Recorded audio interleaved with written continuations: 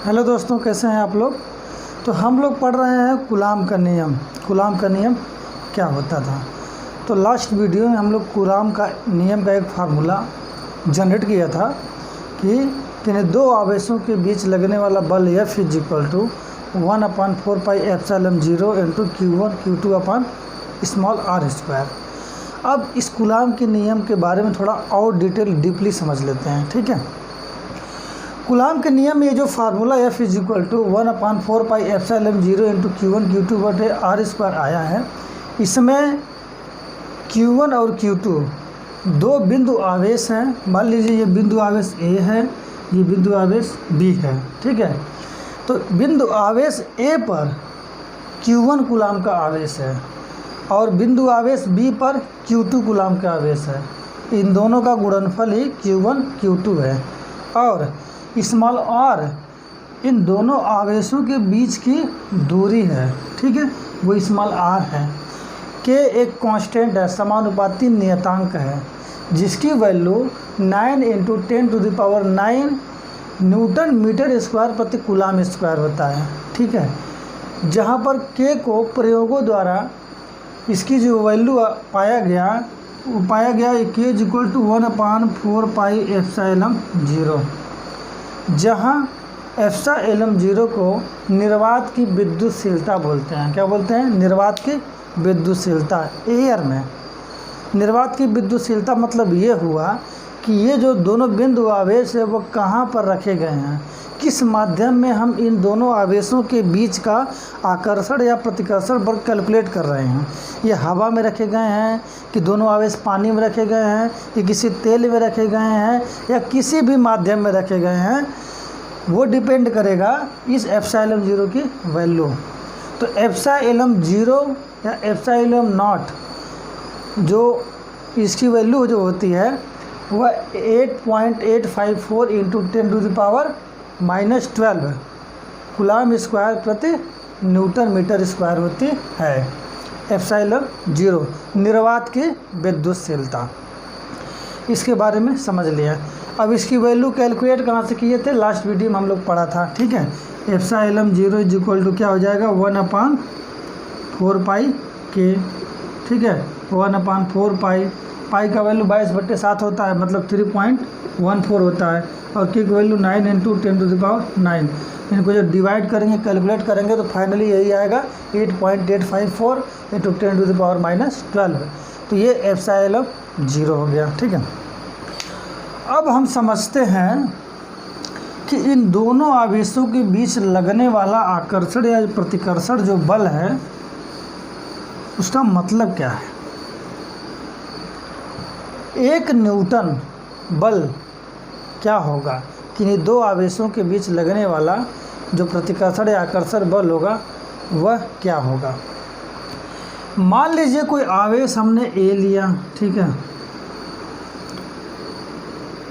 कोई बिंदु आवेश है जो A लिया है और इस पर जो आवेश की वैल्यू है वह 1 कूलाम है, और कोई बिंदु आवेश B लिया, इस पर जो आवेश की वैल्यू है इस पर भी 1 कूलाम है। मतलब कोई दो बिंदु आवेश लिया, धन आवेश लिया, मान लीजिए ये भी पॉजिटिव है, ये भी पॉजिटिव है। इन दोनों आवेशों का जो वैल्यू है 1 कूलाम और 1 कूलाम है। इन दोनों आवेशों के बीच की दूरी मान लीजिए 1 मीटर है। हम इन दोनों आवेशों को 1 मीटर दूरी पर रख दिए, तो इन दोनों आवेशों के बीच लगने वाला प्रतिकर्षण बल कितना होगा, ठीक है। ये विद्युत बल की परिभाषा हम निकाल लेंगे कि इलेक्ट्रिक जो फोर्स होता है, दो आवेशों के बीच लगने वाला जो फोर्स होता है उसकी वैल्यू कितना आती है। तो हमको कोई दो बिंदु आवेश लिए जिसका परिमाण, जिसकी वैल्यू 1 कूलाम और 1 कूलाम है। 1 कूलाम के दो बिंदु आवेशों को 1 मीटर की दूरी पर रखने पर उन दोनों आवेशों के बीच लगने वाले प्रतिकर्षण बल का मान हमको कैलकुलेट करना है, कितना होगा, ठीक है। तो F इज इक्वल टू क्या हो जाएगा, इन दोनों आवेशों के बीच लगने वाला प्रतिकर्षण बल कैलकुलेट करेंगे, क्योंकि दोनों पॉजिटिव हैं। अगर ये पॉजिटिव और एक नेगेटिव होता तो हम दोनों के बीच लगने वाला आकर्षण बल को कैलकुलेट करते हैं। तो दोनों आवेशों के बीच लगने वाला प्रतिकर्षण बल F जो होगा क्या होगा K into Q1 Q2, Q1 की वैल्यू 1 है, Q2 की वैल्यू 1 है, और इसका जो स्मॉल r की वैल्यू क्या है 1 है, दोनों के बीच की दूरी 1 स्क्वायर। K की वैल्यू क्या हम लोग पढ़ा है 9 × 10⁻9, F इज इक्वल टू 9 × 10⁻9, और इसको कैलकुलेट करेंगे यही हो जाएगा, मतलब F is equal to 9 × 10⁻9 newton. मतलब कि दो बिंदु आवेशों के बीच लगने वाला आकर्षण या प्रतिकर्षण बल 9 × 10⁻9 न्यूटन होगा यदि एकांक आवेश के दो बिंदु आवेशों को परस्पर 1 मीटर की दूरी पर रखा जाए। यदि किन्हीं दो बिंदु आवेश जिनका परिमाण 1 कूलाम हो और उन दोनों आवेशों को 1 मीटर की दूरी पर रखा जाए तो उन दोनों आवेशों के बीच लगने वाला जो प्रतिकर्षण बल होगा वो 9 × 10⁻9 न्यूटन होगा। ठीक है, तो ये हो गया किसी दो आवेशों के बीच लगने वाला प्रतिकर्षण या आकर्षण बल एक्चुअल में क्या होता है। कूलाम ने इस नियम का सत्यापन कैसे किया था, कूलाम इस नियम को कैसे बनाया था, इसके बारे में थोड़ा सा हम समझ लेते हैं। कूलाम ये बोलते हैं कि किन्हीं दो बिंदु आवेशों के बीच लगने वाला आकर्षण या प्रतिकर्षण बल उन दोनों आवेशों के गुणनफल के समानुपाती होता है और उन दोनों आवेशों के बीच के दूरी के वर्ग के व्युत्क्रमानुपाती होता है। इस निष्कर्ष पर वो कैसे आए थे, क्योंकि स्टार्टिंग में जब खोज हो रहा था तो उनको तो ये पता नहीं था कि आवेश कितना कूलाम का ये आवेश ले रहे हैं, तो उसके लिए उन्होंने एक एग्जाम्पल लिया कि मान लीजिए ये कोई बिंदु आवेश है, ठीक है, इसका जो आवेश है वो Q कूलाम है। ठीक है, अब दूसरा आवेश भी हमको लेना है, तो दूसरा आवेश हम क्या लेंगे, इसकी वैल्यू हमको पता नहीं है। तो अगर हम क्या किया जाए कि ये जो बिंदु आवेश जिस धातु के गोले का बना है, जिस भी मेटल का बना है, सेम आकार का, सेम साइज का, सेम मटेरियल, सेम डाया, अगर इसके संपर्क में ला कर रख दिया जाए कोई बी गोला इस ए धातु के गोले के पास अगर रख दिया जाए, अगर ये Q कूलाम का मान लीजिए पॉजिटिव चार्ज था, तो अगर ए और बी सर्वसम हो, मतलब इसकी लंबाई, चौड़ाई, ऊंचाई, metal thickness, everything should be equal. ठीक है, तो क्या होगा कि ये जो बिंदु आवेश में चार्ज जो Q था ये दो भागों में डिवाइड हो जाएगा, अर्थात यह जो Q आवेश है ये दोनों में बढ़ जाएगा। अगर इस B बिंदु आवेश को हम इस A के पास रखते हैं और फिर कुछ देर रखने के बाद साम्यावस्था होने के बाद इन दोनों को अगर अलग अलग कर दिया जाए तो इन दोनों के बीच परस्पर चार्ज के ट्रांसपोर्टेशन के बाद इस पर जो आवेश बचेगा वो Q/2 बचेगा, इस पर भी Q/2 बचेगा। ये आवेश प्रतिस्थापन किस प्रकार होता है एक बॉडी से दूसरे बॉडी में, इसको समझने के लिए एग्जाम्पल है। ठीक है,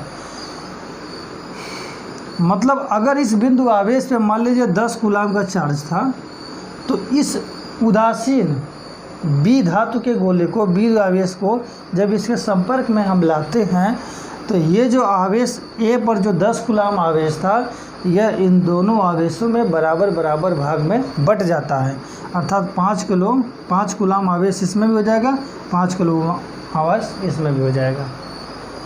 मतलब कोई एक धातु का अगर गोला है उस पर कोई चार्ज हो और समान आकार के, समान सर्वसम हो, धातु भी सेम हो, उसका डाया भी सेम हो, थिकनेस भी सेम हो, तो उसके संपर्क में जब लाया जाता है तो इस पहले वाले आवेश जो चार्ज होता है दूसरे में प्रतिस्थापित हो जाता है और किस प्रकार होता है, दोनों इक्वल में डिवाइड हो जाते हैं, डिस्ट्रीब्यूट हो जाते हैं।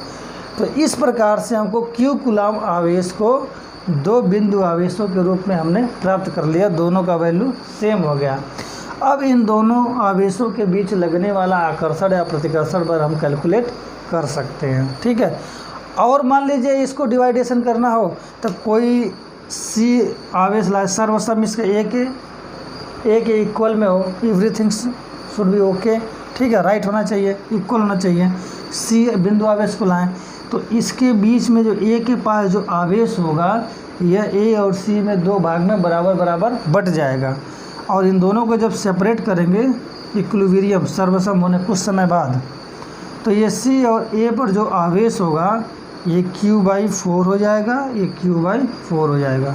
दोनों आवेश दो भागों में बट जाएंगे, अर्थात अगर 5 कूलम आवेश था तो 2.5 कूलम इधर हो जाएगा, 2.5 कूलम इधर हो जाएगा।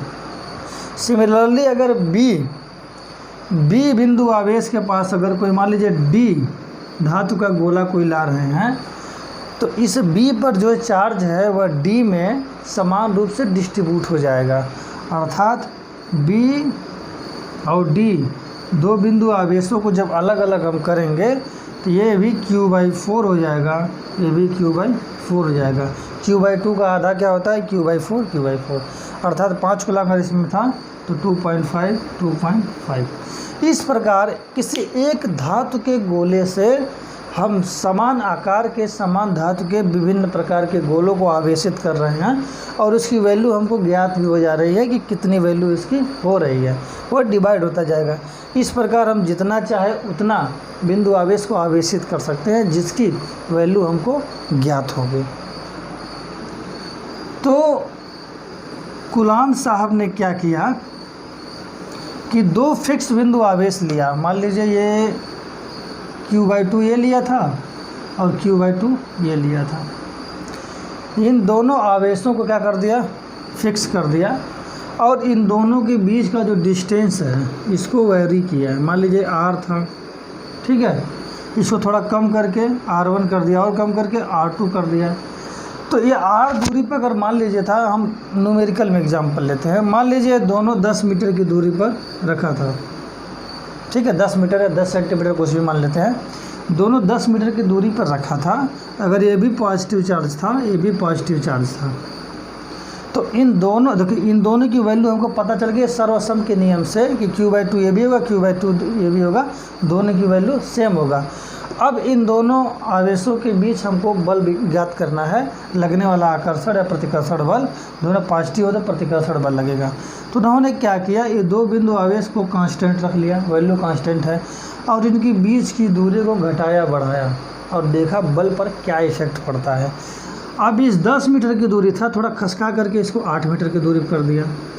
तो इस पर मान लीजिए अगर 10 मीटर पे जब रखा था और इस पर मान लीजिए 50 न्यूटन का बल लग रहा था, ठीक है, तो जैसे इसने 8 मीटर की दूरी रखा, इस पर कुछ बल बढ़ करके 60 न्यूटन हो गया इन दोनों का। ऐसे और कम करके अगर मान लीजिए 4 मीटर पे ला कर रख दिया और नज़दीक ला कर रखा, तो ये बढ़ करके क्या हो गया? 100 न्यूटन हो गया, ठीक है।